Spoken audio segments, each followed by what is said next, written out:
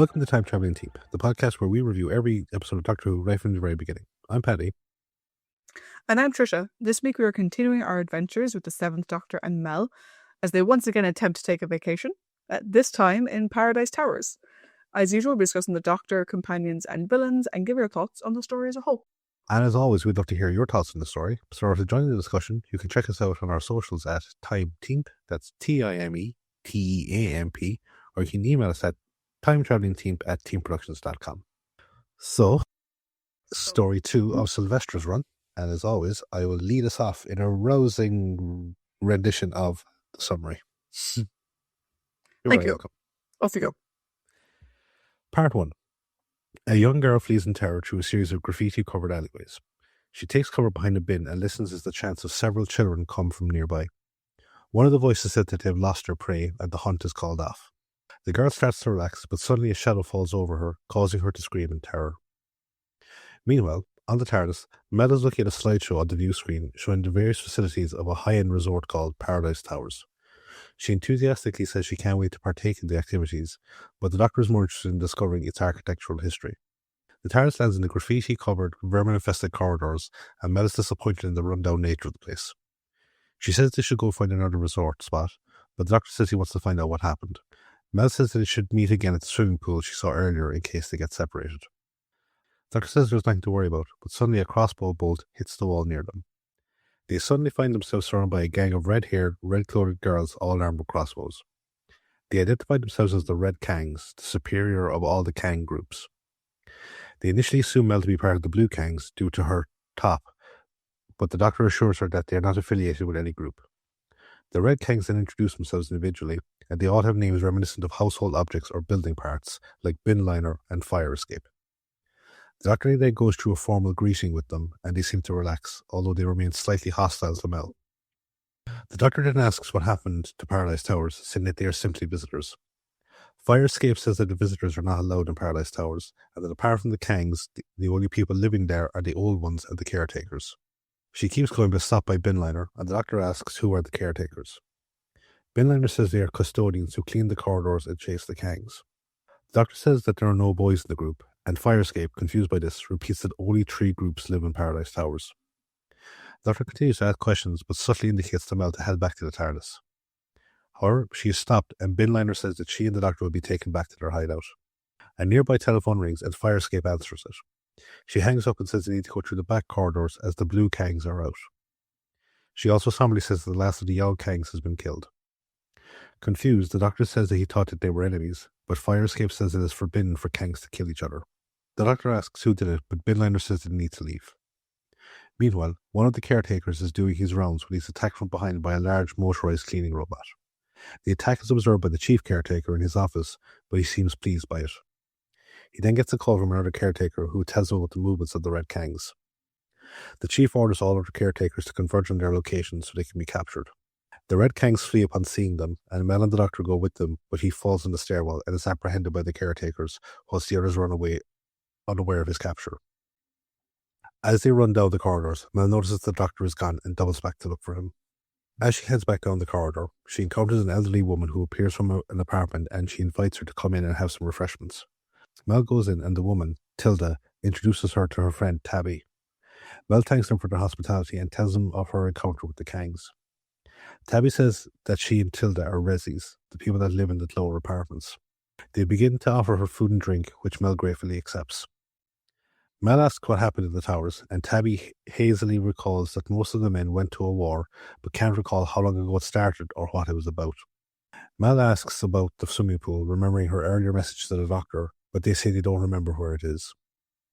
Mel says she needs to go, but they ask her to stay so as not to offend them. Mel agrees, but suddenly a young man brandishing a gun bursts through the front door and demands to know if either party is annoying the other.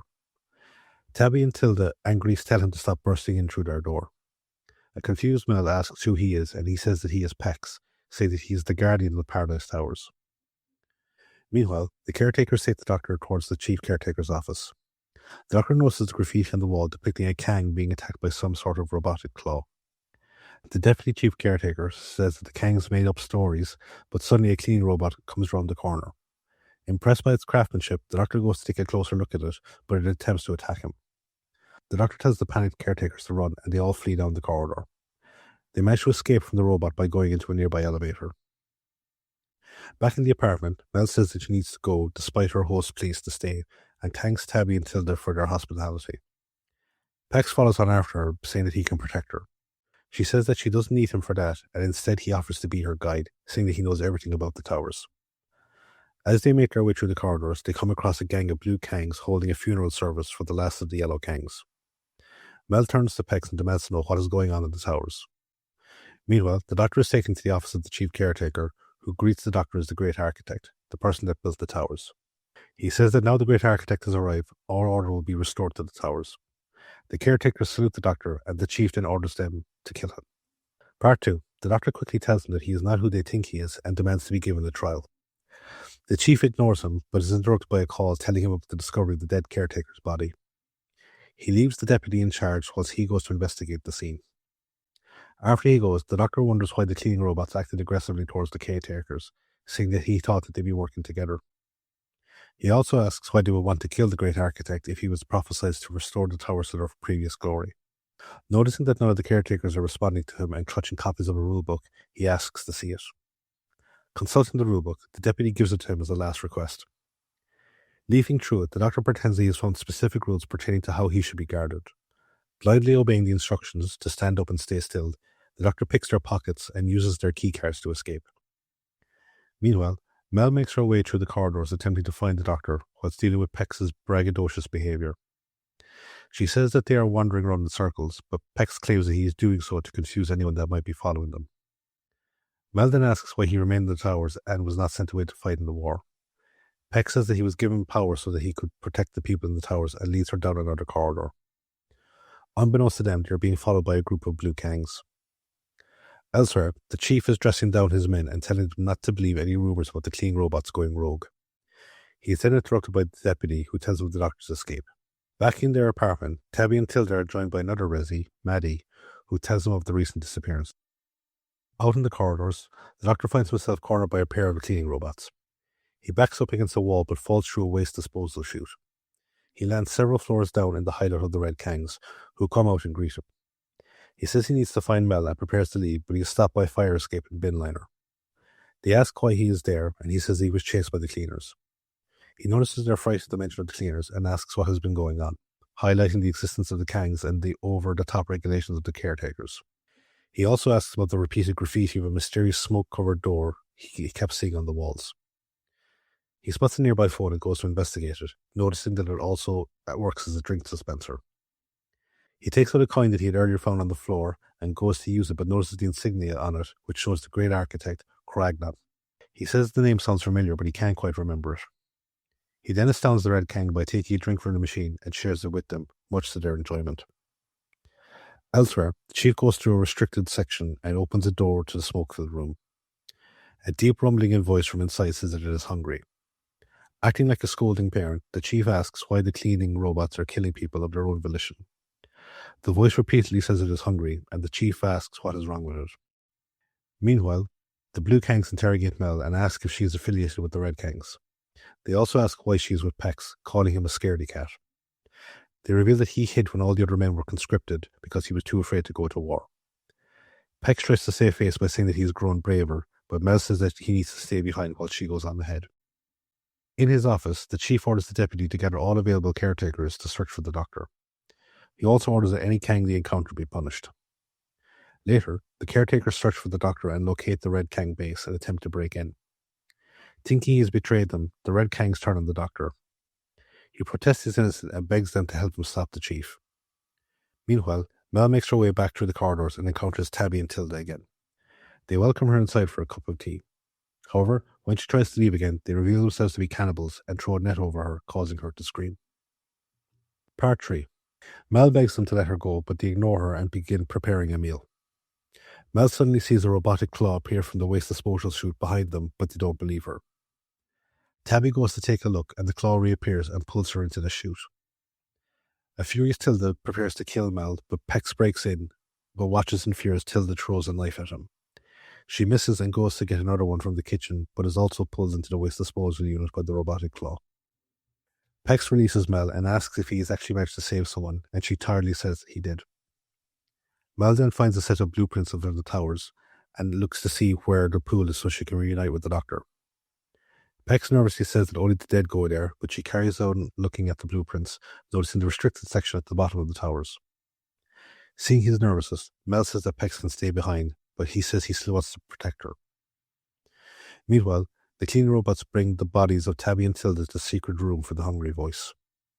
Back in the Red Kang's hideout, the Doctor asks if there is another way out.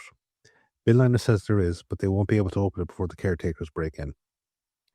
The Doctor tells them to start escaping once he goes to hold off the caretakers. They eventually break in, and the Doctor greets them warmly before being apprehended. The deputy demands to know where the Kangs are, but the Doctor says there is no one else there.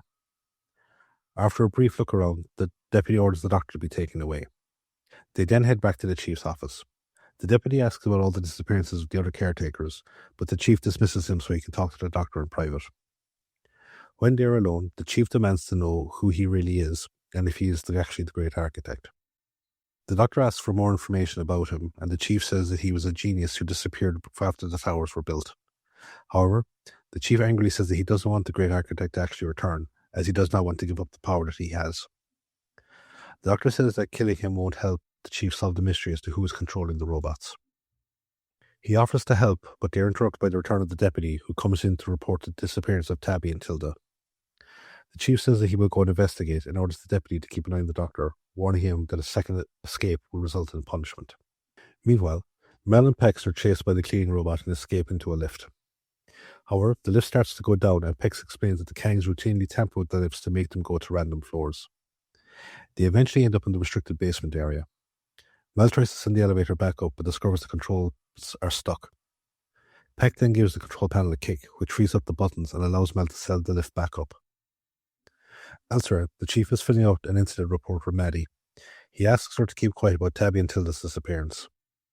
When she says that she needs to let the other residents know, he bribes her with Tabby and Tilda's much larger apartment. He then leaves but finds himself cornered by a cleaning robot, who forces him down towards the basement.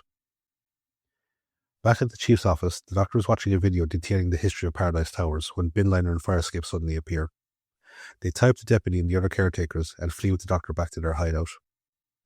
The Doctor then shows them the video that he was watching, and the narrator mentions the previous works of the great architect, which makes the Doctor remember where he had heard of Croagnon before. He says that Croagnon was indeed a brilliant architect, but he was also a complete narcissist. He says that Croagnon once built an entire city just for himself and refused to let anyone else in. However, he was eventually exiled from it, but he left booby traps to kill anyone else that moved into the city. He tells the Red Kangs that he believes their forebears imprisoned Croagnon somewhere in Paradise Towers to prevent him from doing the same thing to them.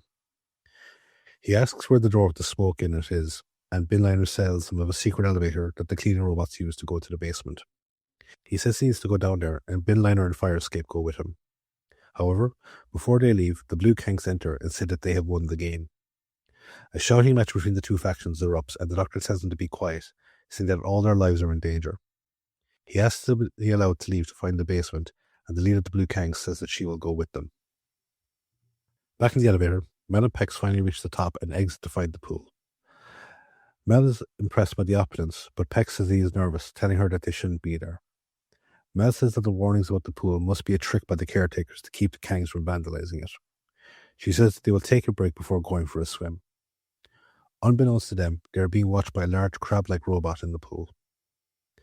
Down in the basement, the chief asks the voice why he has been ordering the killings when he had already been sending bodies for the voice to consume. The voice says that they were not the right type that it needed to survive. The voice then reveals himself to be Croagnon, and he's preparing to take his revenge on Paradise Towers. A cleaning robot then forces the chief into the smoke-filled room, where a tube closes over him and he screams in terror. As this is happening, the Doctor and the others watch from a nearby alcove. Suddenly a pair of clean robots appear and capture the Doctor as he tries to protect the others. Part 4. The Blue Kang leader fires her crossbow bolt into the robot, forcing it to release the Doctor from its grip. The Doctor then leads the rest of them away, but before the robots can pursue them, they are called back by Croagnon, who is now inhabiting the body of the chief and vows to wreak vengeance on all the residents of the towers. In the corridors, the Doctor says they need to gather all the Kang groups together, saying that it won't be too long before Croagnon launches his assault. They head back to the Red Kang hideout, and the Doctor says that once all the Kangs have gathered, they must go to the pool. At that moment, Mel goes into the pool for a swim, but she is immediately attacked by the crab robot. Mel begs Pex to help, but he is too frightened to do anything. She desperately tells him to give her the gun that he carries, and she uses it to destroy the robot. Mel gets out of the pool and rebuffs Peck's attempts to say that he warned her, but she relents when she sees how genuinely upset he is. She then hears a rustling sound from nearby, and when she goes to investigate a nearby curtain, the Doctor appears, saying that it's where the secret elevator comes out. The Doctor and Mel then discuss how best to deal with Croagnon, whilst the Kangs begin to mock Pex for his cowardly nature. Mel says that they shouldn't treat him that way, but the Doctor reminds her that life in Paradise Towers is cruel, and all the various factions seem to despise Pex. Fed up with their bullying, Pex goes to leave, but stops when Maddie and a few other residents arrive, asking to speak with everyone. Meanwhile, Croagnon returns to the chief caretaker's office and encounters the deputy, who initially warmly greets him. However, the deputy grows suspicious of Croagnon's strange behaviour and flees when he realises that there is something wrong. Croagnon tells the robots not to pursue him, saying that they have other work to do. Back at the pool, Maddie tells the Doctor of the massacres taking place in the towers, and the chief seems to be behind it. The Doctor reveals that it is actually Croagnon, but Bin Liner and Firescape say that they must be lying, highlighting the deceptive nature of the other resis. The Doctor tells everyone to be quiet as Maddie speaks, apologising for the cannibalistic habits of the likes of Tabby and Tilda, and promises to mend their ways if they will all work together to defeat Croagnon. The Kangs agree to work with them, and reluctantly with Pex as well, but they refuse to ally with the caretakers. Just then, the deputy appears and tells them of Croagnon's presence in the chief's office. The Doctor says they need to get him out of there, but Mel says that they will first need to get past the robots. The deputy says there is a supply of explosives on a few floors below them, and the Kangs and Resi say that they will come up with a plan to take care of the robots. The Doctor then says that he has an idea to get Croagnon out of the office. He says Croagnon's ego requires recognition from another being of great intelligence, and he says he will act as bait to lure Croagnon out. He then says that someone will need to pretend to be a traitor and guide Croagnon to him. Pex volunteers despite the jeers of the Kangs, saying that they all have jobs to do and he wants to do this. The Doctor agrees and tells everyone to put the various plans into action. He goes to a nearby communication screen and calls Croagnon and goads him, infuriating the mad architect. The Doctor then gives Pex his instructions, and Mel asks him if he is sure that he wants to go. Pex says that he will be brave, and Mel gives him a Kang wristband, saying that they have accepted his bravery. Elated, Pex leaves and takes some explosives with him. In the corridors, the Kangs, caretakers, and Resis launch their attacks on the robots, destroying several of them. Meanwhile, Pex manages to convince Croagnon of his loyalty, and he leads him to where the Doctor is hiding at the Red Kang hideout. However, intimidated by Croagnon's menacing demeanour, Pex leads him back to the hideout earlier than expected, forcing the Doctor to face Croagnon before the booby trap is completed. The Doctor then tries to lure him into the hideout, but fails, and Croagnon begins to strangle him. Frightened, Pex starts to flee, but stops when he sees Mel's dismayed face. He rushes back to help the Doctor and sacrifices himself by forcing Croagnon into the booby trap and setting off his explosives. Later, all surviving inhabitants hold a memorial service for Pex. The Doctor comforts an upset Mel and says that life in the towers will be better now thanks to Pex's sacrifice. They say their goodbyes, and the Doctor is made an honorary Kang, saying that they have unified their gangs. The TARDIS then leaves, and the wall near where it was parked now has the graffiti symbol saying, Pex lives. End of the story.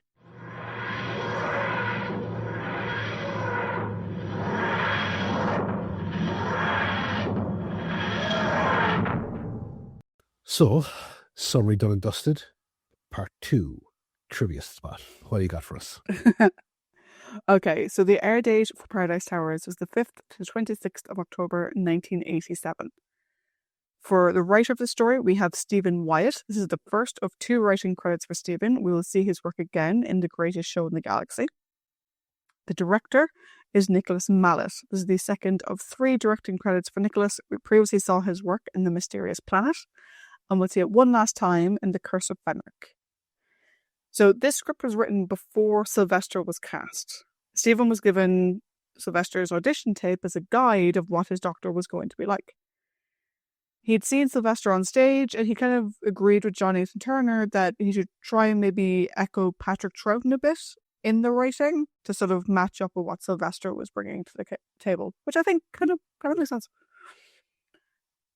Stephen was partly inspired for the story by visiting friends who lived in tower blocks in London's East End. He noticed how you get out of the lift and there'd be no indication as to what floor you'd arrived on. The local youths leapt in and pressed all the buttons so you could get out anywhere. There's also a number of, I think, books that were out around this time, or a film that was out around this time, that again sort of ties into this sort of layered vibe that he was going for. The musical score for the story was originally made by a freelance composer by the name of David Snell. However, after all the music was done, Jonathan Turner rejected it and deemed it too repetitive. And so he got in Keith McCulloch, who was doing the score for Time and the Rani and Delta and the Bannerman at the same time to also do this one. The Blue Kang leader was unnamed on screen, but in the novelization written by Stephen Wyatt is given the name Drinking Fountain. There is no information in the TV show that would be her name. It's just the name that he gave her in the book. So Richard Briers, who plays the chief caretaker, we'll talk about more in a second, his performance attracted some considerable criticism, shall we say. It's mentioned that both Jonathan Turner and Andrew Cartmel were both unhappy with his performance during the recording. It was flagged to Richard and he basically ignored it.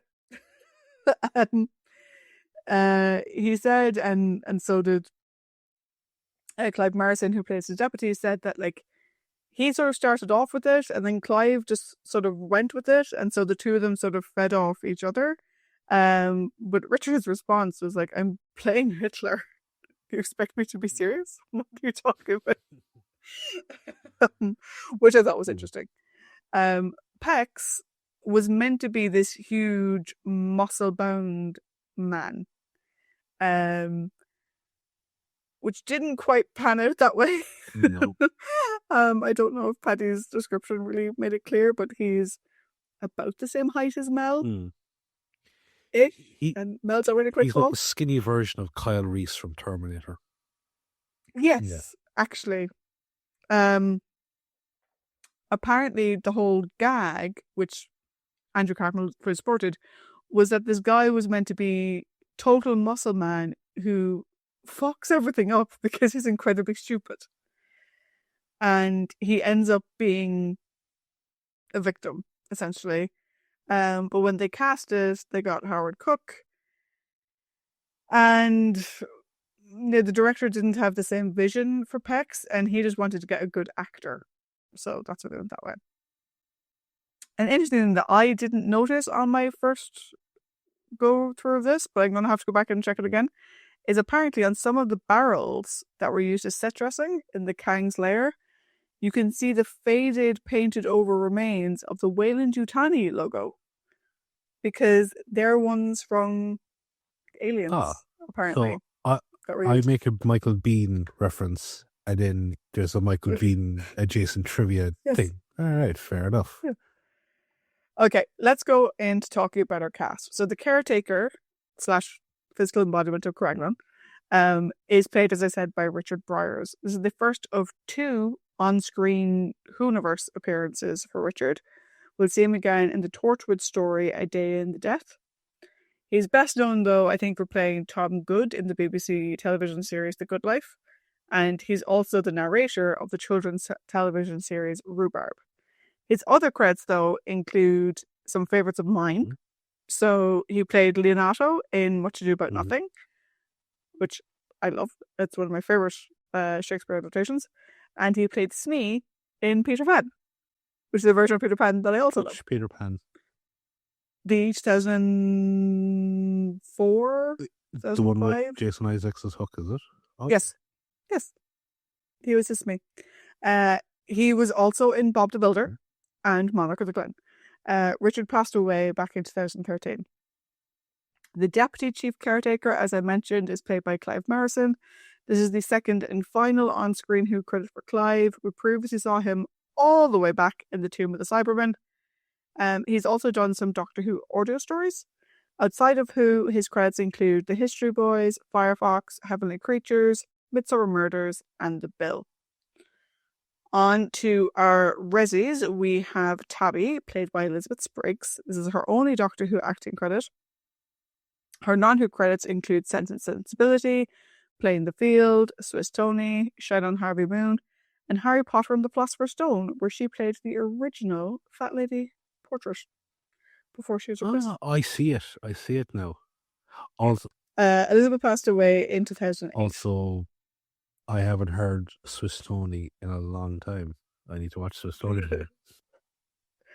Tilda is played by Brenda Bruce. Only Doctor Who acting credit for Brenda. Her non-Who credits include Peeping Tom, David Copperfield, The Final Test, and The Riff Raff Element. She passed away in 1996. As Maddie, the potentially non-cannibal, we'll get into that a bit later on, we have Judy Cornwell. Only Doctor Who acting credit for Judy. Her non-Who credits include her best-known appearance as Daisy in Keeping Up Appearances. She also played Mrs. Claus in my favourite Christmas movie, which is Santa Claus the movie, not to be confused with Santa Claus. Different film. She was also in Birds of a Feather and EastEnders. Santa Claus the movie has John Lithgow as the bad guy. Yeah, it also has like just some really great music. It does. It's lovely. It's so lovely.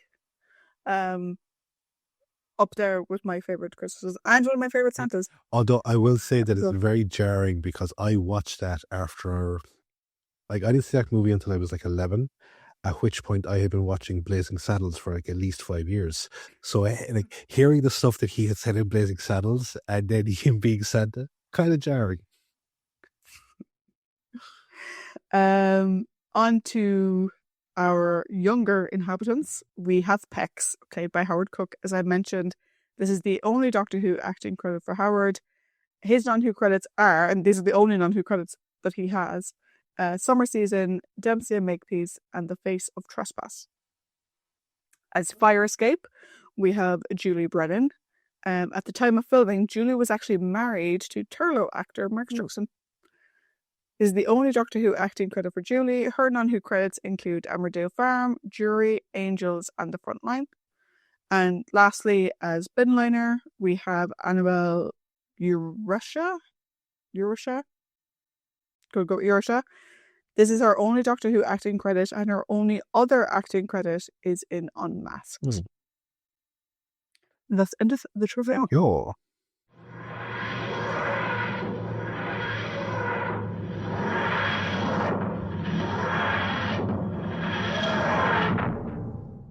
Oh, thank you very much for the trivia. You're very welcome. Then we move on to part 3, which is the character discussion, where, as always, myself and Trish will talk about the Doctor, the companions, which in this case is Mel, prominent characters, and villains. Now, prominent characters are a bit different this time around because we have one singular prominent character, which was Pex. But then we have the various factions that make up people in Paradise Tower. So we've the caretakers, the Resis, and the Kangs, both of the blue and red variety. Sorry, yellow, you don't get a look at. And then we have the villains, which would be Croagnon and the chief caretaker. Yeah. Yes, probably so. So the rule is they who do the socials gets to go first, which is me. And sometimes that rule comes as a pain in the hole because we are now still in that late little time where Trish knows nothing about this particular section of Doctor Who. So having me go first is it's all right, fine. But I can go first if you want. No. Rules is rules. So, the Doctor, and I can kind of see where you were saying there about the writer was given his audition tape, because clearly that audition scene, from what I remember, was meant to be as the Doctor is a fully realized person and not regeneration thing.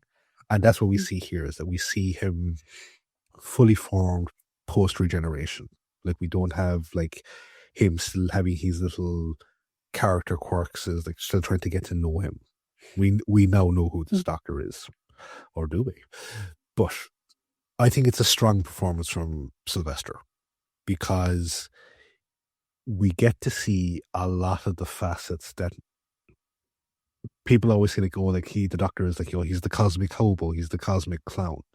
But because of Sylvester's background in vaudeville, this is where like it really comes to the fore because he's incredibly mischievous when he's dealing with the caretakers. He's like looking through the guidebook or like the rule book, and it's like, oh, look at this. It says that you after you've been looking after me for 35 minutes, you need to stand up 5 feet away from me, and you need to stand there perfectly still.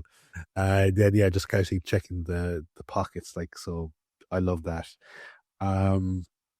which is grand. But I think I much prefer his interactions with the Kangs and seeing his like the softer side.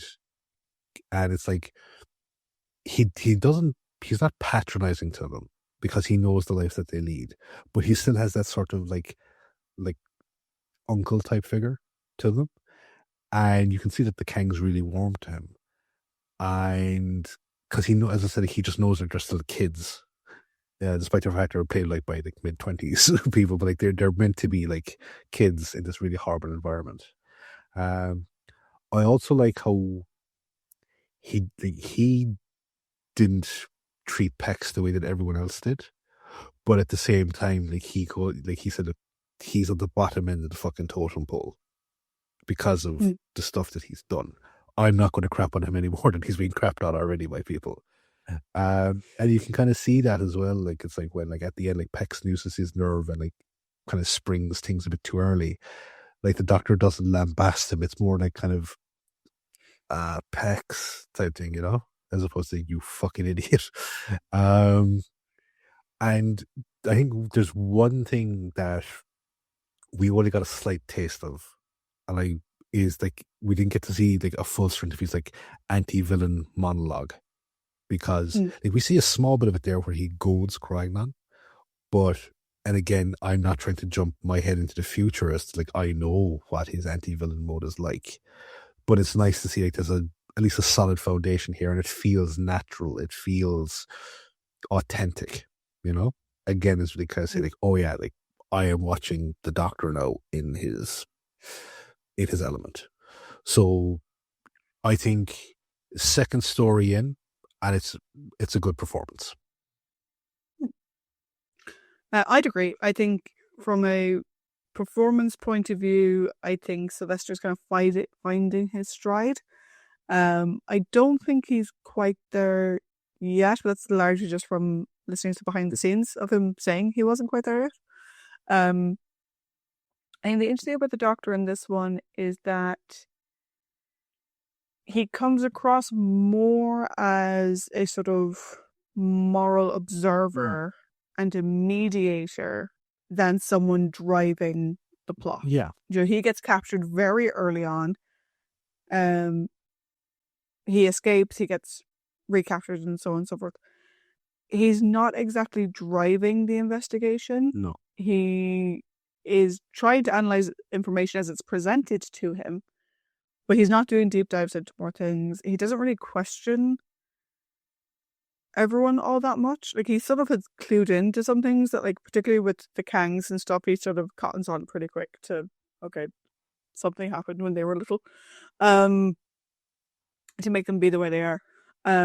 But there's not so much driving of plot coming from him. It's just sort of unveiling around him, and he's reacting to it, which isn't a bad thing. No. It's just something worth note. I do agree with you. I really like how he reacts with everybody. With Pex, I think it's interesting because there's a little bit of irony in the way that he reacts with Pex, where he kind of tries to give him credit for being the hero of the towers or whatever, but also clearly knows that he's not. And the thing that I found kind of funny, actually made me laugh out loud, was at the end when Pex bottles it a small bit and Caragnon attacks the Doctor. The Doctor's being like flung into a wall, is being bashed with. He's just like, Pex, as I'm going, Pex, your bollocks, like, come and help me. What the hell? So he doesn't like give out shit to him at the time, but you could tell that he was like, hey, you wanted to play hero. This guy's beating the shit out of me. Yeah. Come and help me. I think the way he is with the caretakers is really funny because, again, it's this idea of he's paying attention and he sees them citing chapter and verse on what they're meant to do. And he's like, can I look at the book? And they're like, why? He's like, is there a rule saying I can't look at the book? I'm like, oh, no, okay. And the fact that he can see so clearly what they are and he plays to it. But later on, he doesn't treat the deputy like an idiot. No. When the deputy wants to be involved later. Do you know what I mean? He takes the fact that the deputy's had his eyes opened seriously and respects it, as opposed to giving him grief over the way he was before. And he's the same with the resis, like with Maddie in particular, that like he's like, give them a chance to speak. But I agree with you. The best thing is him with the Kangs. Yeah. Because they are just these huge girl gangs. And the fact that they almost completely reject Mel. Like, bear in mind, at the end of the story, he gets made a Kang. She doesn't. No. But the fact that he plays, it's not that it's like play into them is the wrong word, but he meets them where they are. He very quickly tries to adapt himself to communicate with them. Like he does the whole like greeting, which is basically a version of patty cake. He does that whole thing. He tries to speak their lingo a bit. You know, he says, where was like always rising or something. Like rising dawn or something like that. Or, yeah. And I just love the way that he has his playful nature with them, but not in a demeaning way or not in a sort of ironically making fun of them kind of way. Although I do love the fact that like he introduces them to like 7-Up. Yeah. And then they're just constantly drinking 7-Up afterwards. Like so I thought their gruesome reminded me of like the Prince Charming dance from Adam and the Ants. A bit. Yeah. The one thing that we don't get a whole lot of from the Doctor in this story, which is interesting because we get a lot of it from Mel, is we don't get a lot of the Doctor trying to get back to Mel. No. He's very much taken up with the story around him. I personally would equate that to him trusting her. Because when he reunites with the Kangs, he sees that Mel isn't there. It's not like he's then, like, because at the start he runs around trying to find her. But then when he can't and he sees that she's not with the Kangs, she's like, okay, well, she's clearly made off by herself. And it's not this driving force for him in the story. Again, not a bad thing. Maybe an observation. So overall, I really quite enjoyed him with this one. We had a little bit of the Sylvester McCoy, physicality in terms of, again, being thrown against the wall, him falling when they were captured and that kind of stuff, which worked quite well. But it's not quite as over the top as it was last episode. No. And I think it's just a solid performance. The only negative that I could see is the fact that he's not driving plot, but sometimes that's okay. Yeah. If the plot is strong enough to drive itself, which we'll discuss later on. That was something that I really observed, was like technically he doesn't actively drive plot until the end of the 3rd episode. Yeah. I took when you were saying like about him being made into like an honorary Kang, I took that as the fact that none of the Kangs are men. So like Mel and they've all like, the other Kang said like, oh, it's like she has like the fire of a Kang or whatever. So I think it was like, oh yeah, like he's a boy, so let's just make him an honorary one, you know. But yeah, no, I like that. There was one bit in it, and I don't know why it resonates with me so much. I just think it's because I'm a big Marx Brothers fan. But after he does the greeting, he does his own little flair where he does the hash, roll down or roll back up. I mean, he does that so smooth. It's like almost like it's on a string. I was like, I don't know why, but I just really like that part. Oh, Okay, but let's move on to his companion, although she doesn't spend a whole lot of time with him in the story, which is Mel. So, Paddy, what's the thing of Mel this time? oh, she could have swung for Pex when he said, I told you it was dangerous. It was like the look she gives him. Jeez, Trisha's given me a variation of that look many times throughout the year. So I was getting like that Kill Bill PTSD noise in my head. Yeah, stop it. I said stop it. But yeah. So I like that Mel is separated from the Doctor for most of this story because it's through her that we get the wider world building. And as you, to your point there, you said like not driving the plot. Sometimes it's not a bad thing. Like sometimes it's nice to have. It really is a case of the story is breeding around the Doctor and Mel, and it's it's an interesting way of doing things. We don't see it very often, and we don't see it done very well for where we do see it. No, that's not a commentary on like what my score might be, but I'm just saying in general, when the few times that we do see it, it ain't always done well. But what I like about Mel is kind of two things primarily. Like one is that her desire to get to the pool is not so that the Doctor can save her, it's so that she can make sure that the Doctor is safe. Because it's the whole thing of like, I need to make sure he's okay. And like she goes through a fair bit in this story, but it doesn't like realistically break her, because like we get to see like her being strong, like when she like fucking shoots that robot dead center, like, and like she's not phased by it. Dealing with the granny cannibals, the granables. Then like yeah, like there's a bit of like, okay, hey, less screaming this episode, which was good. But what she really is that she's helps serve the emotional core of this story, which is Pex to the most degree, but also the Kangs to another degree, because like we get to see through her the scene where like the blue Kangs are mourning the last of the yellow Kangs, and it's like, okay, so it's not all fucking feral type shit between them. And also like there's like the whole thing of like through Tabby and Tilda, like through the Resis, we're going to go like, okay, fuck it, Jesus, like being a fucking Kang in this tower is the whole thing reminds me very much of like 2000 AD, like just like this very dystopian fucking tower block, which is essentially a city in and of itself. So yeah, but like, while yeah, look, she's not a huge driving force, but she allows the story to breathe around her. She's strong. She's not fucking screaming every 5 seconds or whatever. And even then, she's very capable of holding her own and for kind of driving stuff around. And like, I think her handling of Pex is very. I think it's definitely one of the times like where like you as the viewer, you're like she's the gateway for the viewer's feeling, especially towards Pex, because at the very end, like she's still conflicted about him, which is understandable because like I spoiled her. I also feel very conflicted about Pex. So, how about you? Yeah, I think the interesting thing about Mel in this one is that, similar to the Doctor, she is bearing witness to what's happening in this tower.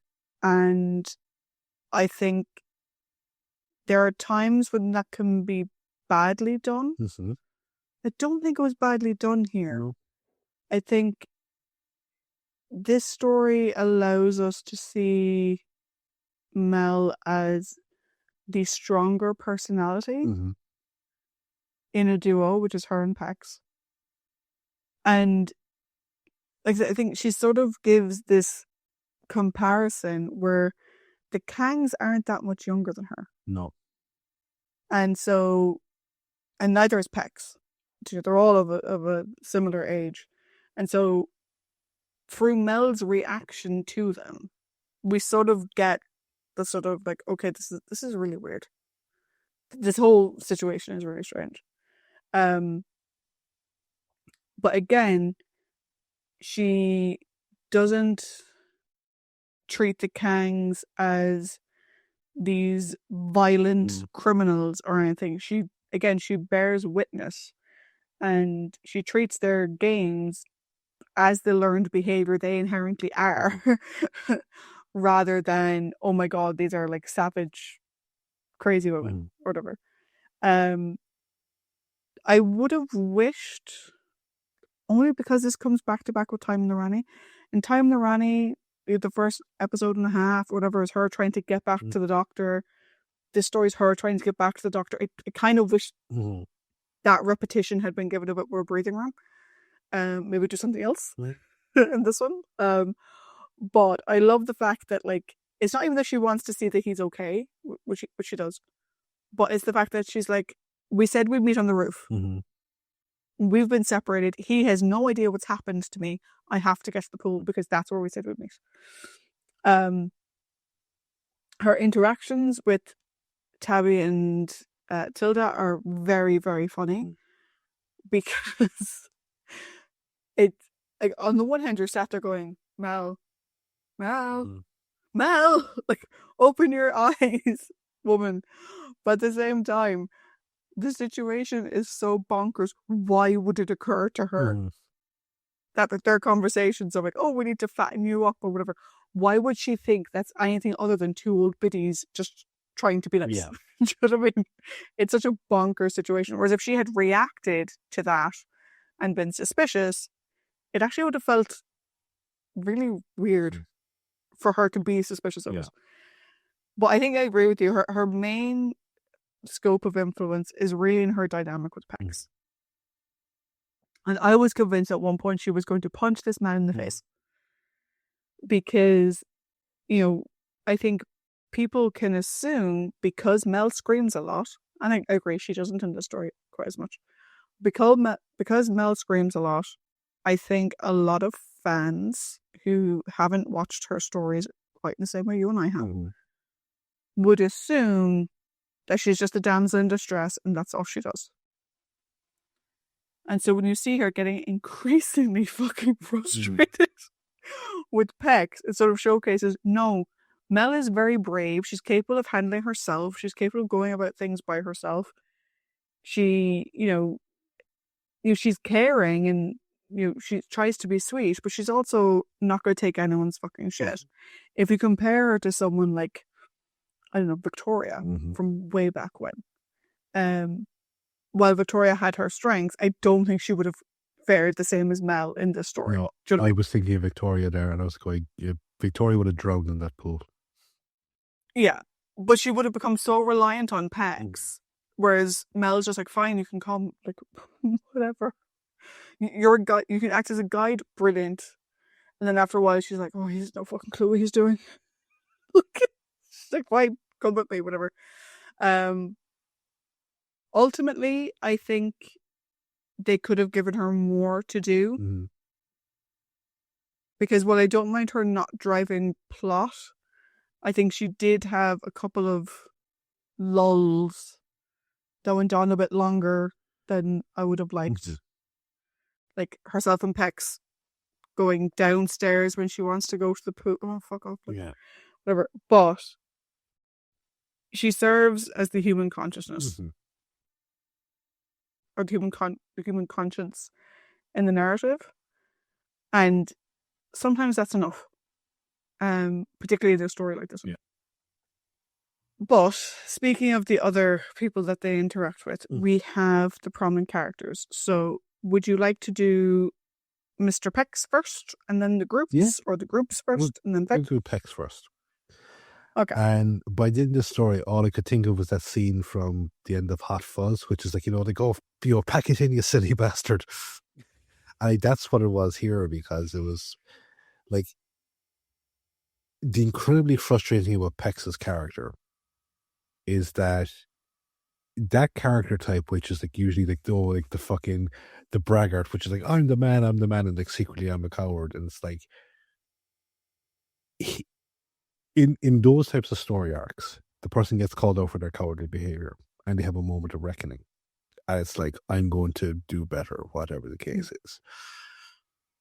But Pex's whole thing is that he repeatedly gets called out for his cowardly behavior, and then he acts like he's never been called out, and it just keeps going on and on and on, and it's like, again, like that bit in the fucking pool when he says, I'll do it because I'm Pex the Brave, like going, oh, you fuck off, no one's buying it anymore. Just realize that, look, if you just admit who and what you are, they will all respect you a bit more, or they'll all understand, or they'll leave you alone at the very fucking least. They'll stop bullying you. Like, you know, it's funny, like when he first appears, he smashes through the door and he's like, are these old women bothering you? No, are you bothering these old women? And like, they're like going through, that's the fucking third door you've broken through, stop it. But the joke does wear a small bit thin as it goes on.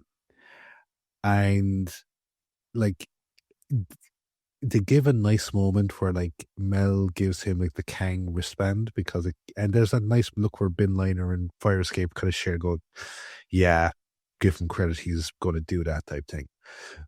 But that's kind of thrown away with his sacrifice, because it's the fact, like, again, in that type of thing where you have that scenario where, oh my god, the big bad guy is overpowering the hero, and it's like, I want to run away. And he'd look at Mel and he would see Mel's face and he'd go, no, I'm going to be brave. It's the fact here that he did run away. And it was like, he ran one way and like the fucking cleaning robots were in his way. He ran back the other way, and it's like Mel and all the fucking Kangs just kind of standing there because they're also terrified. But he runs, and it's like, would you have stopped if you had just seen Mel's face? Or did you stop because you saw Mel's face and there was actually no way to go past her? And then, so like, yes, he does push Koragdan into the thing, but it's like, it's not the noble of the sacrifice, because the sting is taken on the fact that you did actually run away. So I get what they were going for, but I think they executed it poorly. So I think Pex is an interesting character, but I question the way they described him. So my read of Pex, until the Kangs explain what happened, is that he was the only boy of that generation. And so he was left on the planet, same as everyone else. And that, because he comes across as a kid who grew up watching Westerns and believes that this is what a boy should be. Yeah. And this is what I'm going to be. And even the way he stands and presents himself is like a small child on Halloween. And I thought was going to be what it was.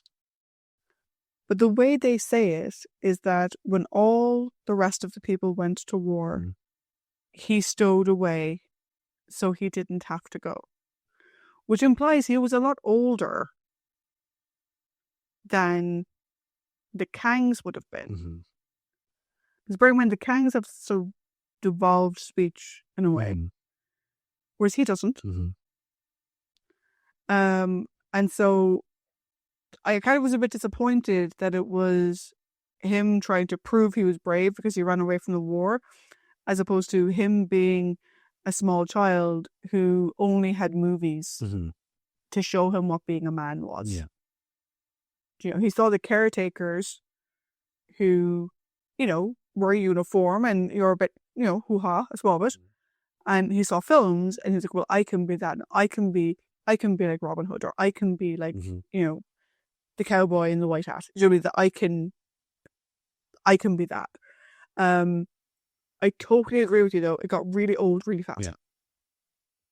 I think particularly the pool sequence, I think, was when I was just completely over it. I kind of was over it when he was fucking afraid of an elevator. Yeah.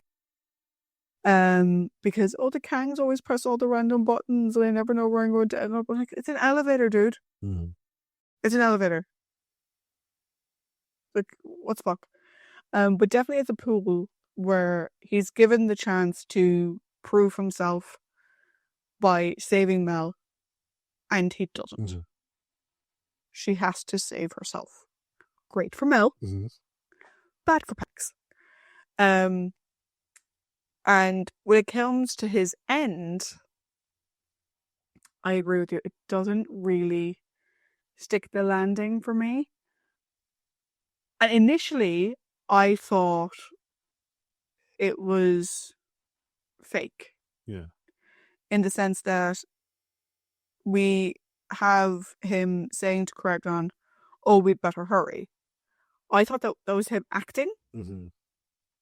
And so, like, a little bit of expectation subversion of, we have the Kangs be like, "Oh, I hope he doesn't mess this up," and then we cut to him saying, "Let's hurry." I thought it was meant to be a bit of expectation subversion that, like, he wasn't actually hurrying, but he actually was. I was like, "Fuck, dude, for fuck, you had one job, walk slow." You went, Craignon can't even rush. No. All he did was walk at his natural pace. Yeah. It would have been fine. But again, I agree with you in the sense that, like, because he runs away, Mm-hmm. and it's not just that he ran out of the way, Yeah. and left the doctor to take the next step. It's the fact that he was running away. Mm-hmm.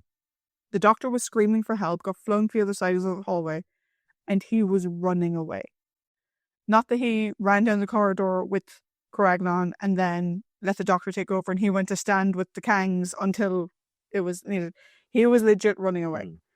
And the only thing that made him go back was this fucking gaggle of women looking at him going, "Are you fucking serious?" Yeah. And then he's like, "Oh, fuck it." And he went back. Originally, apparently, there was meant to be some ambiguity about whether he died or not. Mm-hmm. And I can't remember if it was J&T or I can't remember, but like, no, he's dead. Okay. He's dead. So could have been an interesting character. I think my headcanon for him was more interesting though than what we saw on screen. Yeah. Because like it kind of reminds you like the subversion of expectations for the character Jack Burton in Big Trouble in China, where like he presents himself as like this macho guy, but everything that he succeeds at is just by pure fucking dumb luck.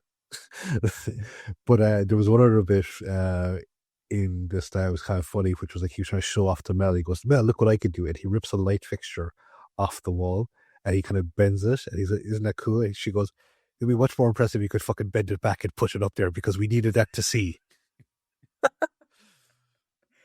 Oh, I love the way she is with him. She's just like, "What the fuck are you doing?" Yeah. Oh god. I should get you back to the doctor. Yeah. No. Okay, then you have the Kangs, the Resis, and the Caretakers. Who would you like to do first? I think we'll do the Caretakers first because Okay. in a way they're the easiest to talk about. And I'm like, okay, is this a commentary about how all fucking civil servants with their bureaucracy are somehow totalitarian and Nazis? Because the uniforms are very Nazi. Like they're very like, fucking really high peaked cap, nice silvery uniforms with a black fucking epaulets, that type of shit. But the ridiculous fucking bureaucracy, like I like normally, when we have characters like these, it's usually a commentary about something that's happening in Britain at the time. Like if we go back and look at the Sunmakers, or that kind of stuff, or anything during the fucking Barry Letts era. And like here, it's like, no, it's just a fun. Okay, cool, fair enough. No, like ongoing social commentary. But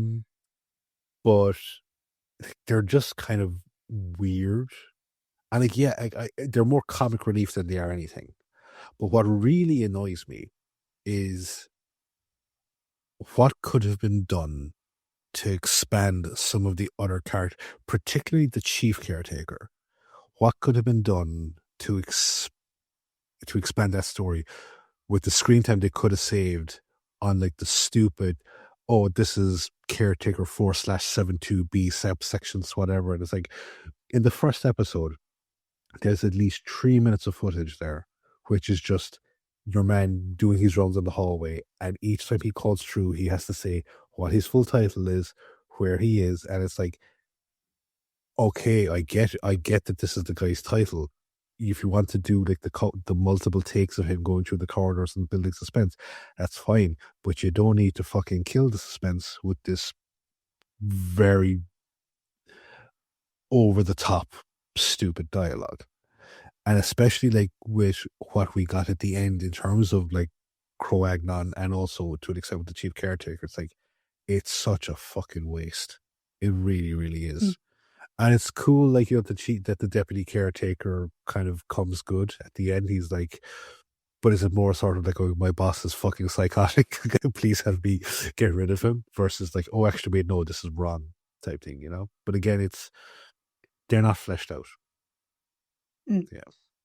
I think where I think they failed with the caretakers is deviating from the original vision. So, in the story that we're told, you had a war happening and people were going off to war. And you had the children who were too young to go, who became the Kangs. And then you had the caretakers who were meant to be the men who were too old to go. So the caretakers are meant to be old. Yeah. Like, I think the way they sort of had it was like the resis were kind of the women who were too old to go, and the caretakers were the men that were too old to go. But most of these men, bar the chief caretaker, are relatively young. Yeah. Like, they look like they're in their 30s, 40s maybe. So why they weren't at war doesn't make a whole lot of sense. 4F. But I think I kind of liked the thing with it. I think it was meant to be a bureaucracy analogy, basically. And I kind of liked it. One of the things that made it funny, though, in a way that it shouldn't have been, was that the rule book was incredibly fucking skinny. So unless that writing was tiny, it doesn't really make sense. But I kind of I was initially intrigued by the idea that they, in order to maintain some semblance of control in a situation that completely devolved, that they resorted to, we will follow the rulebook to a T. And I think that was interesting until it just became stupid. Yeah, because again, like, it's like that. It reminds me a small bit of 2000 AD, where it's like in the most recent Judge Dredd movie, it's like they just see a homeless guy in the street. He goes like, vagrancy, 20 years in an isolation cube. You know, it's like, Jesus Christ, like, it's really over the top. So like, I thought that might be the vibe they were going for, but no. But also the fact that, like, they clearly saw that, like, the sweepers or the cleaners were killing people. And it took them a really long time to piece out of that particular situation. Yeah. So yeah, I think they were underdefined. I think the casting for them was wrong. It didn't really go with the sort of devolvement of social structure, which is what it was meant to be. It was meant to be development of social structure. The fact that, like, I think on watching it, you could maybe miss the fact of what life started as for these people. Which is, you have the Kangs, who are just a gang of girls, and the caretakers who are responsible for taking care of the building. Because they refer to the Kangs as the wall scrollers. Scribblers. Wall Wall scrollers. So it's not like the caretakers ever killed the Kangs. No. Do you know what I mean? Like, I think the most they probably ever did was, like, put them in, like, Tower prison for a few days or something. But obviously we don't see that. We see all the Kangs being killed by the cleaner and the caretakers doing nothing about it and ignoring what's being told in the graffiti and also not cleaning up the graffiti anymore. So I don't know. I think the caretakers are probably the weakest part of the whole thing. They were. For me. They were. I mean, the deputy caretaker turned out to be quite interesting in the end. But the caretakers as a group were probably the least interesting part. Yep, no, I'd agree. So I think maybe the resis next. Yeah. And honestly, I think they're like maybe more so Tabby and Tilda than the Resis as a whole. But Jesus, I think they could be like the real main villains of this story, because I don't know if it's an ageist thing, but elderly cannibals are sometimes way more creepy than normal cannibals. Like the normal cannibals. yeah, like like okay, like the depiction of like those from like the dark jungles or the dark parts of the world. It's a case of okay, yeah, no, I get that, but when you have like these really dolled up matronly women that are actually secretly just trying to fatten you up to kill you, like that creeps me the fuck out. I'm sorry. The Raisies are interesting because like Maddie makes no fucking bones about it, like that the Resis are kind of unsavory, like, because like she says like that they use their nets and stuff like that to catch rats, so they're clearly not eating just regulation food or whatever, like they're fucking scavengers. But people like Tabby and Tilda have taken it too far, and it's so like they're interesting because of how it's that weird dual nature of like, oh, they're so bright and colorful, but they're actually really dark and sadistic. And I just like the way that they treat Mel, like after they throw the net over her and like, they've got the toasting fork going. And I think like after Tabby gets pulled into the thing and like Tilda just goes like the veneer completely slips and like she just becomes this like harpy or this fury of a fucking woman, like where she throws the knife at Pex and then she like it's just like a complete night and day thing, and that's actually quite creepy. And it's one of the scarier aspects of the story, more so than the main villain, how that turns out to be. That I'm almost kind of wishing like that you didn't have Cro-Agnon as the villain. I think it would have been much more interesting if that life from the towers had devolved into just like this interfactional thing, and it was the Resis, not the caretakers, that were the actual villains of the whole thing. Yeah, I can see that. What I find interesting about the Resis is how much blame can be laid at their feet. Mm-hmm. So the implication is the vast number of the Kangs who went missing were eaten by Tabby and Tilda. Yeah. The cleaners came along later. Yeah. But if you think about it, again, going back to the basic premise, the Resis are the ones who were meant to raise the Kangs. And they didn't. Mm-hmm. They left these groups of girls off to raise themselves to the point where they're sort of, it's sort of like their own version of Lord of the Flies, really, where their schoolyard game became their life, while the Resis lived in apartments, had supplies of some kind. I mean, they did do baking and they make cookies and blah, blah, blah. And what I find interesting about them is, and Maddie owns up to it later on and says, like, we failed you. Like, the Resis were meant to raise them, and they didn't. And I think that's really interesting. I think with Tilda and Tabby, they're very strange because you kind of get the sense that, like, Maddie knows what they're doing because she sort of is like, okay, I don't like it when you look at me like that. Stop looking at me like that. I know I'm a bit more plump than that girl was, but stop fucking looking at me like that. But like, these fuckers are cannibals, like, and it's sort of played off as a joke. Like, were they cannibals before they got here? No, I think. Or did they just become cannibals while they were here? I think they became cannibals while they were there. Okay, because but yeah, I think I liked at the end that the Resis fell in with the Kangs in their sort of Pex's life and whatever, the little chant thing. But ultimately, I see the resis as being the critical failure point of the society of the towers, because they were meant to raise the Kangs, and they didn't. They became comfortable in their neat little lives, and they left them off playing games. And eventually they were like, actually, we can't be bothered dealing with you anymore. And that just makes me a bit sad. The way you said it, it just makes it seem like it's a fucked up version of The Little Princess. It is. It's kind of a cross between The Little Princess and Lord of the Flies.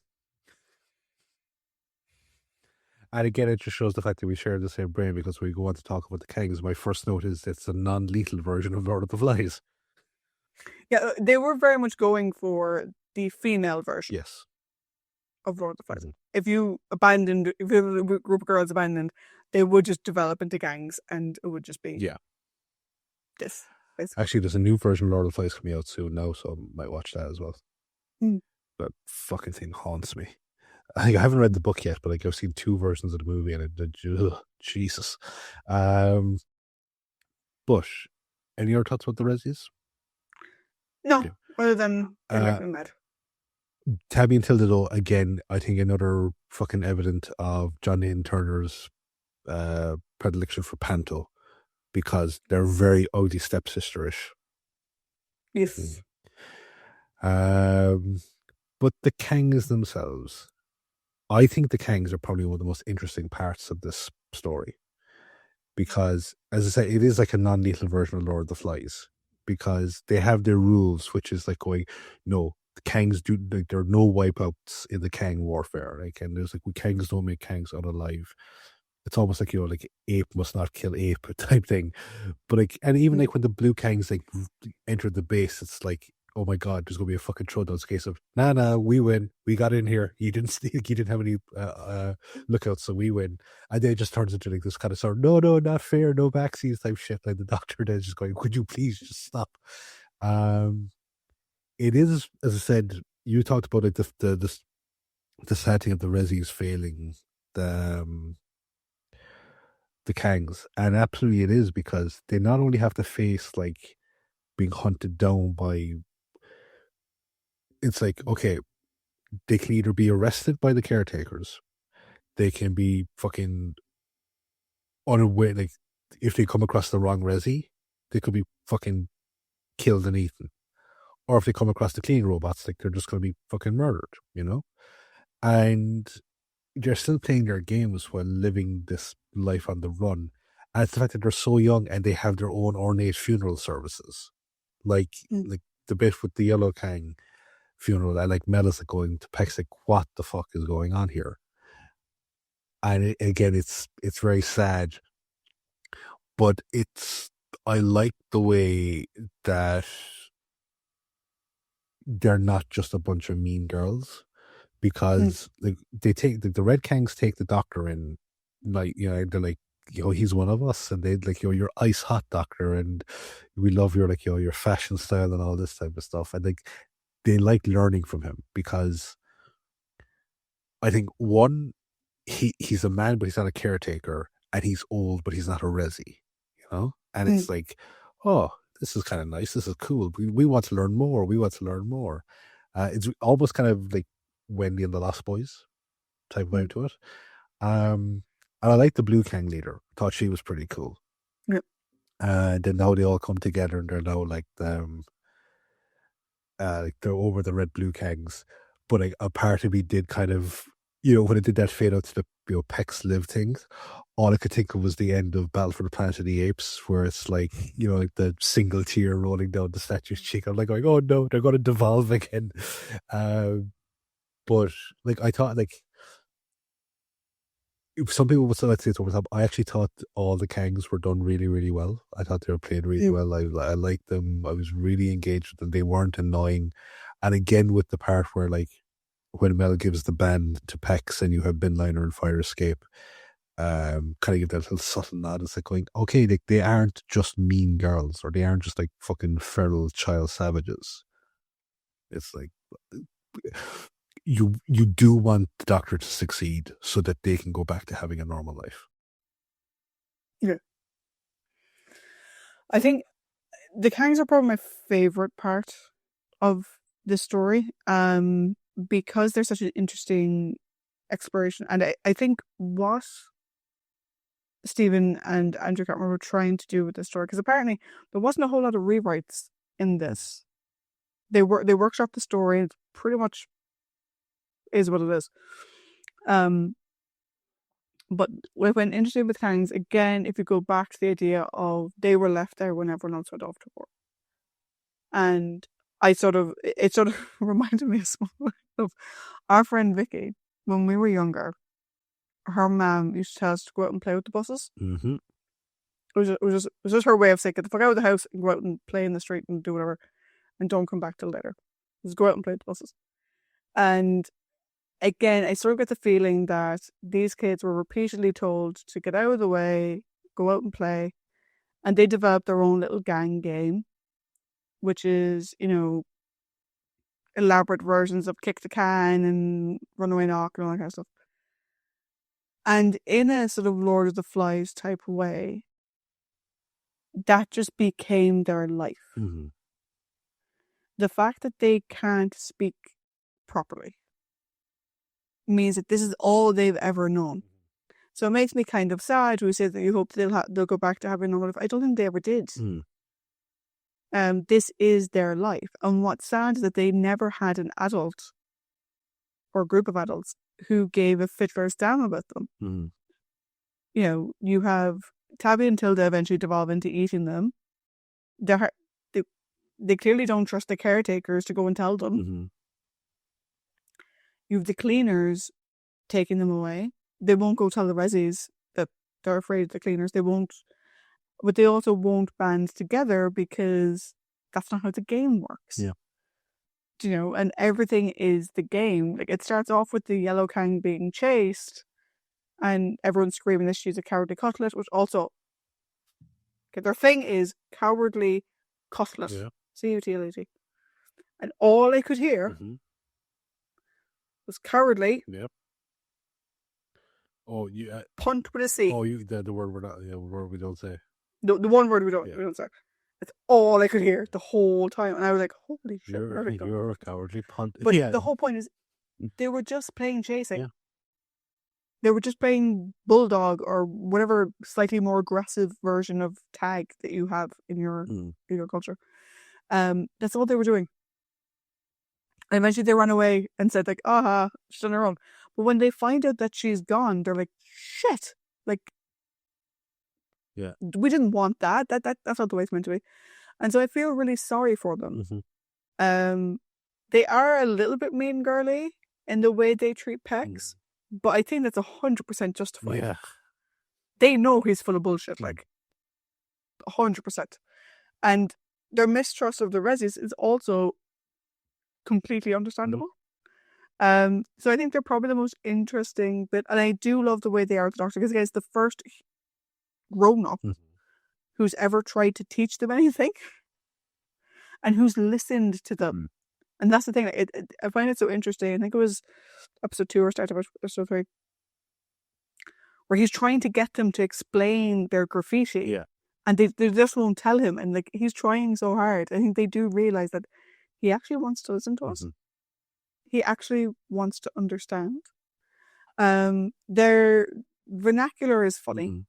Even like their hideout or their headquarters was like brain quarters or whatever. Like, it's all this sort of half speak, child speak version of things, which apparently, according to the actress who played the Blue Kang leader, was like, she's like, I didn't know. She's like, it was so embarrassing having to say those lines. But I think the Kangs and the resis together, with Pex in a smaller way, although I don't think they really did him justice, it makes for a really sad story. It can be fun to watch, but it's ultimately a sad tale of abandonment. And, in Lord of the Flies, that abandonment led to the boys killing each other. And in this, it led to girl gangs with rules. And they would rather work together than work with anyone else. and it takes someone who listens to them to get them to work. Yeah. With, the resis and with the caretaker or whatever. So yeah, I think they're probably the most interesting part of it. Also, I kind of love the sort of Sleeping Beauty moment where they give him his blue red scarf, and then she peels it back to show the red. It just reminded me of in Sleeping Beauty, where it's like pink, blue, pink, blue. Clearly, because that actress could not find that bit of red, and it's like roughly but we do have some villains to talk about. Yeah. We have Caragnon and the Chief. So I'll leave it to you, Paddy. Which one do you want to do first? Right. Should we go with the story-based villain or the fucking crimes against acting villain? Up to you. Okay, fuck it. Let's go with Caretaker first. I will go with Cragnon then. Because, okay. The chief caretaker is... he's weird on a level of Tau connection weird. Because the whole, but Daddy's feeding you. Oh, my pet. Don't you like what Daddy's doing? Well, Daddy said not to be upon it. Going, dude, this is it's not. It's just unnerving. It's fucking creepy. The way that you're acting. This thing clearly does not give a fuck about you and your rules, or you and your thing. And you're kind of going Aunt Petunia on fucking speed. Just oh no, come on now, pet, my precious pet, but Daddy said this, and stop calling yourself Daddy, it's fucking creepy. Jesus Christ. But again, and the annoying thing is that okay, clearly the chief caretaker has grown to be some sort of man with power. And it's okay, you have a grand vision for what you want the towers to be, but you seem to be doing fuck all to enforce it because the place is a shithole. So is it a case of are you happy to be king of the fucking scrap heap? Or I don't know what the crack is there. But again, this is all, if you had shaved off those unnecessarily long fucking scenes with the first caretaker to get killed, or as you said, the unnecessarily fucking repetitive scenes of Mel and Pex going up and down. The bit where they're oh my god, the controls are stuck. Well, nothing's coming towards them. They're just in the elevator. They just know they're in the basement, but there's no fucking immediate threat. So it's they could have just gone up. And we would have had the whole thing of why the fucking... And because the doctor had just started kind of going, well, why is it that you're so upset about the Grand Architect coming back? If your whole thing is that you want him to restore order, if you want order to be brought to the thing. So it's there's bleh motivation. And then there's I know that there's Croagnon, but then there's just the way that Richard Beers go flicks full fucking Gumby from Monty Python, the my brain hurts type fucking acting he does for why in the name of Christ are you acting like the fucking Tin Man in slow motion, just the way that you're moving and the kind of whatever. And it's I can kind of agree with John Nathan Turner here. It's are you taking the piss out of this story? It's yeah, kind of. But it's stupid because there's no explanation as to how, or there's a very hand-wavy explanation to go oh, Croagnon somehow managed to manifest his fucking indomitable will. We don't know anything other. Nothing you have said has indicated that he would do that. All you just said, he's a fucking mass murdering fucking architect. And that's that with a severe fucking this is mine complex, whatever you want to call that. So it's I don't get why he would appear to be this weird fucking set of PVC drain pipes come to life with a mustache. So in a way, the villains of the story don't really matter. Like the villains themselves, as the overarching villains, don't really matter. It's like life in Paradise Towers is actually the villain of the story. Yeah. Due to obligation of writing, we have to talk about the chief caretaker and Qui-Gon in a second. So I'm actually going to talk about two of them together. Okay. Because I just think Qui-Gon as a character actually exists. Yeah, the only other thing I was going to say about Qui-Gon was the fact that there's like clearly some influence from that guy H.H. Holmes, the guy who built the supposedly the murder hotel in America. Yeah. So the thing with the chief is, at first, I did kind of find it funny, and then it wasn't funny anymore. It was just fucking weird. The first time he goes down, and he's like, look what Daddy brought you, and I was like, okay. I legit laughed, but then he kept going, and I was like, okay. And then it sort of slowed down. I was like, okay, and cut, and cut, and cut. Like, stop, Jesus. But I think what's really missing is the connection between the chief and Qui-Gon. What I think would have been a really interesting idea to explain his very weird fucking. I don't mind, but clearly all that daddy shit was in the script. Yeah. So Richard Byers gets a lot of flack, justifiably so, for his horrendous performance. But some of that was in the fucking script. Oh yeah. And he played what he fucking read. Do you know what I mean? So,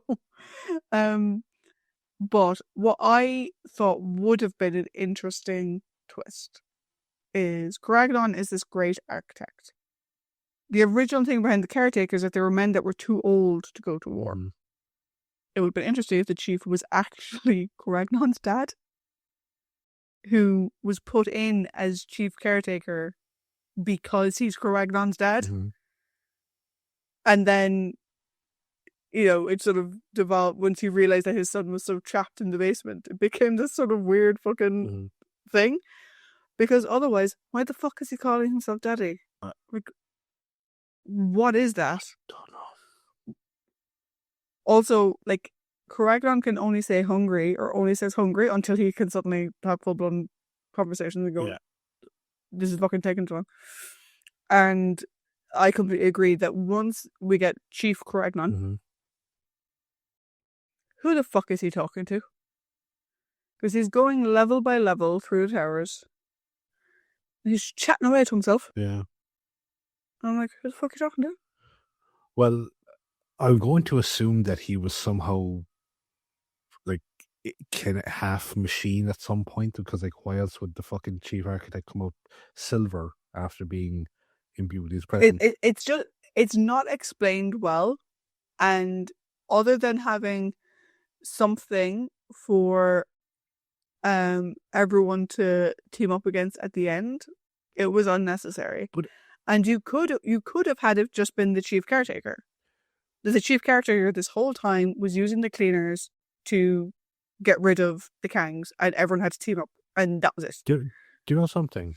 I just realized this story is a fucking nightmare horror version of A Little Princess, crossed with a female version of Lord of the Flies, crossed with a really shitty version of The Brain of Morbius. Yes. This is. I think as villains, the humor was good for one episode, and then it just got stupid. Qui-Gon makes no sense.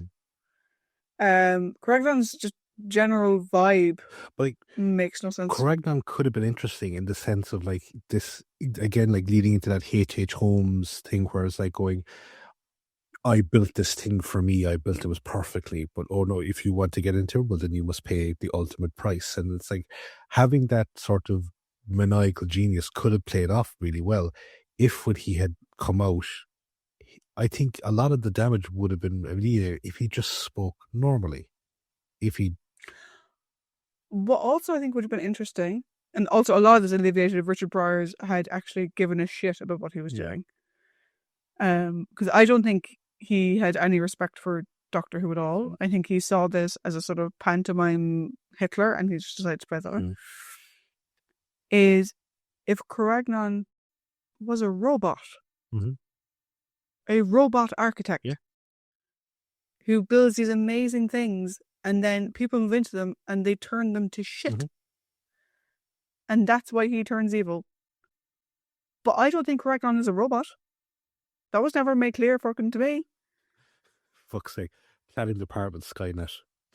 Yeah, it's like, again, it's sort of like, it's this whole like carbon life form shit. Like, I create this perfect thing and you came in and you fucking piss your shit and you ruin it. Like, exactly. But yeah, I think we're probably both on the same page here. We're like, we needed a villain to have a climax where all of the other groups come together. That villain could have just been the chief by himself. Or the villain could have been the rogue cleaner robot by itself. Yeah. It didn't need this whole Caragnon fucking bullshit. I didn't need Chief Hitler. No. Particularly Chief Hitler without a reason. And the thing that it's missing is the reason why they devolved into the rulebook thing. Because again, if you had them being older men, which again, the Chief is a bit older than you. If you had them being older men left in charge of this huge thing, it makes a bit more sense that they would say, well, that's in the rulebook. But because they're all in their like 30s and 40s, it doesn't really work. Yeah. And I think that part was poorly executed. But we'll see in the overall if it had a major impact on the scores that we give. Yeah, absolutely.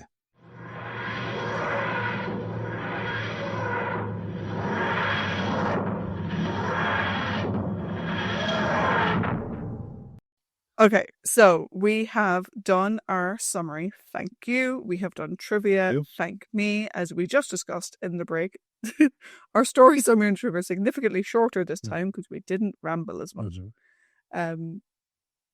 Either we're sorry or you're welcome, depending on your preference. And we have just completed our character discussion, which means it is time for us to give an overall score for Paradise Towers and share our overall thoughts. So just a quick reminder, last episode's Time in the Rani did really well for our story coming out the gate. Let me scroll down. Why wasn't I scroll down? So Paddy gave it 3.5 and I gave it a 4. So a nice, strong opening. Paddy, does the season continue along that strength in Paradise Towers? Well, before I do that, I'm just going to say we could have very easily gone overly long in the trivia section as well, because we could have just started talking about what you do about nothing. We could have, yes. It is brilliant. Yeah. Highly recommend. It is the Emma Thompson version. Just ignore Keanu Reeves. Also, I don't. Well, Brian Blessed is fucking King Carnos is fucking brilliant. It's brilliant. Yeah. Also, Michael Keaton in it is just weird. It's just an odd choice, but yeah. Denzel Washington is brilliant. Oh, he's fantastic. Yeah, see, we've done it now. Fuck it. But that scene, like, would you have me, lady? That's excellent. But anyway, my overall. Do you know what? I think for the most part, this story for me was going really well until the Gumby made its appearance. If you haven't seen it, look it up. Monty Python, the Gumbies, they're fucking hilarious. But here, not so much. They're hilariously bad.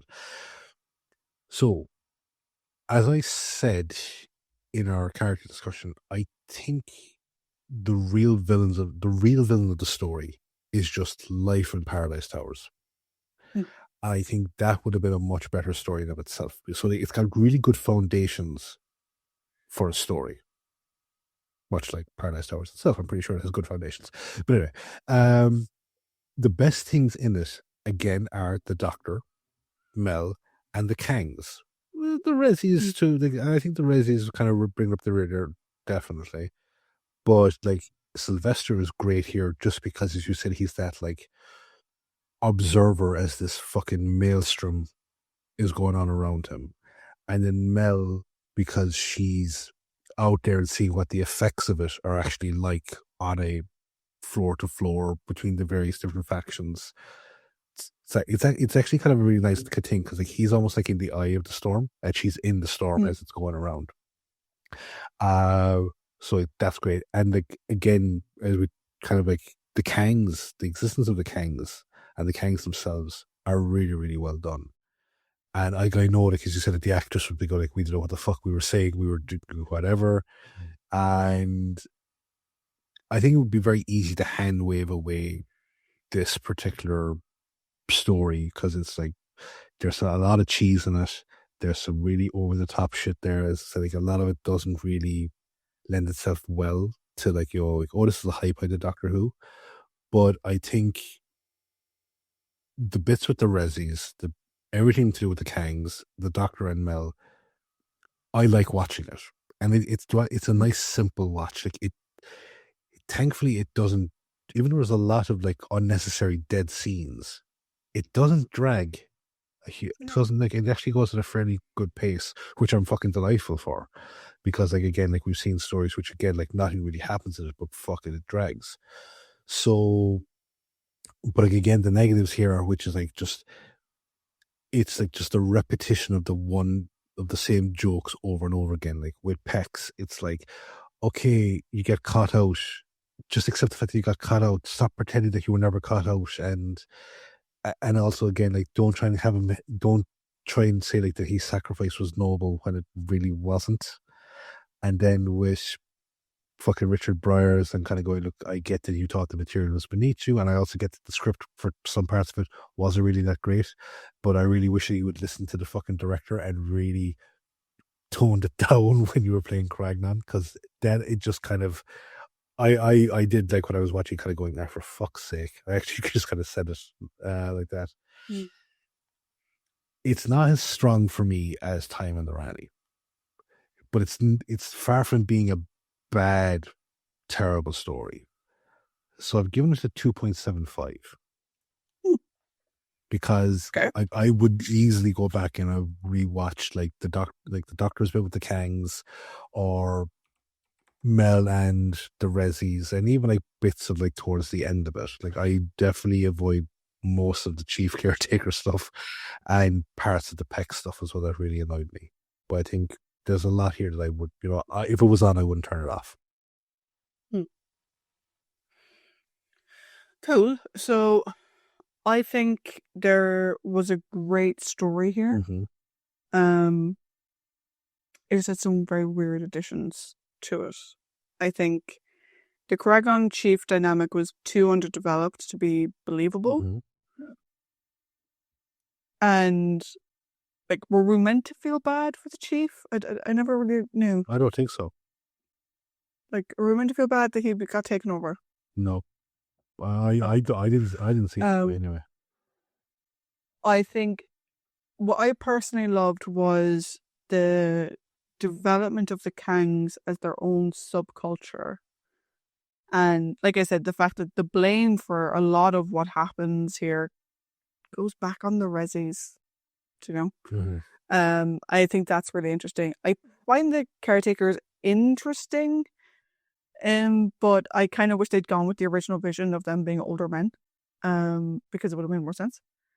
I agree with you that the center of the story is the Kangs, Mel, and the Doctor. I think your description of like the Doctor's in the eye of the storm and Mel is in the maelstrom, I think makes a lot of sense. For the most part, I found the story really fun to watch. I was sat on the couch with my popcorn, watching away, and it was like, it went at a fairly decent lick. And, just when I was getting a bit bored with something interesting would happen, and it sort of kept me plodding along, whatever. But I agree with you. A big issue with this, in my opinion, is that the ladies playing the Kangs played that fucking dead straight.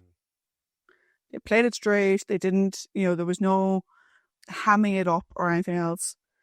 Pex, I think the actor hammed it up as much as he was meant to. I think they just gave him too many times to do it. You know what I mean? But he played it well, in fairness to him. And everyone playing the Resis played it straight. The issue is Richard Briers didn't play it straight. No. He played it as some fucking panto fucking bullshit. And in fairness, I mean, given what we have in the story about why he was doing what he was doing with Craig, he didn't have a whole lot to fucking work with. But I think Richard Briers really is the death knell of this story. Which is unfortunate because the whole idea of the devolving of society is really very interesting. It's very Doctor Who. It's very Doctor Who. So I didn't go quite as low as you, but I gave it a 3. I think it's a middle of the road. I think some people may not have any issue with Richard Briers. They may love that. I think most people are going to have an issue with Chief Caragnon. I think, just again to your point, that Gumby sort of fucking thing, I think most people would have an issue with that. Personally, I would have loved to have seen more of a focus on the Kangs and the Resis. And like, you know, we get an initial apology from Maddie, but I would have loved to have seen the Resis sort of say like, where were you when the cleaner was killing us? Where were you when Tabby and Tilda were doing what you all knew they were doing? Like, I would have loved to have a little bit of seriousness come through in that dynamic. Or them turning to caretakers and be like, you're caretakers. Why did you not take care of us? Yeah. Do you know what I mean? I would have loved to have seen a little bit of emotional catharsis. So I went with 3 because overall I think it's quite fun.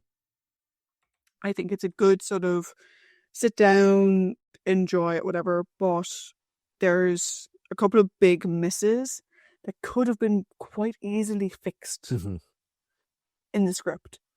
But I would say, like, for a first one out of the gate for a writer, like, I would say that, like, Stephen Wyatt, he got what Doctor Who is. In fairness to him. Do you know what I mean? He just needed, I think, a little bit of tweak. And again, this is also the J&T area, so maybe that fucking panto-esque nature of it actually came from J&T. Because we all know that J&T is a massive hypocrite. Yeah. Who was a massive hypocrite. Oh, I really want more of this, but actually you made it too funny. Or I want more of this, but you made it too... whatever. So it's possible that he pushed for the more panto vibe and then got odd when the actor was playing to a panto script. But yeah, so I'm going to go with 3. So far, it's not doing too badly for Sylvester's first season. We only have 2 stories left this season. This is a very short season. So next time it is going to be another story I've never seen, which is Delta and the Bannerman. Yes. It was the only reason I know the story title very well, because I remember when the Sarah Jane Adventures started, people were like, oh, does this have anything to do with Delta and the Bannerman? Because she lived on Bannerman Road. And I have no idea if it actually does. And I have no idea what the Bannerman is. So, from what I'll find out over the weekend. From what I remember, it is a very fucking just off the walls episode. And like, it's got 2 cast. It's got like, I know of 2 people that are cast in it that are like, one is very indicative of John Nathan Turner. It's like, oh, let's get these big fucking showbiz names involved in it. And then it's like, oh yeah, the other guy, oh yeah, I know that guy. But yeah, until then, guys, join us next time for Delta and the Bannerman. So till then, bye. Bye.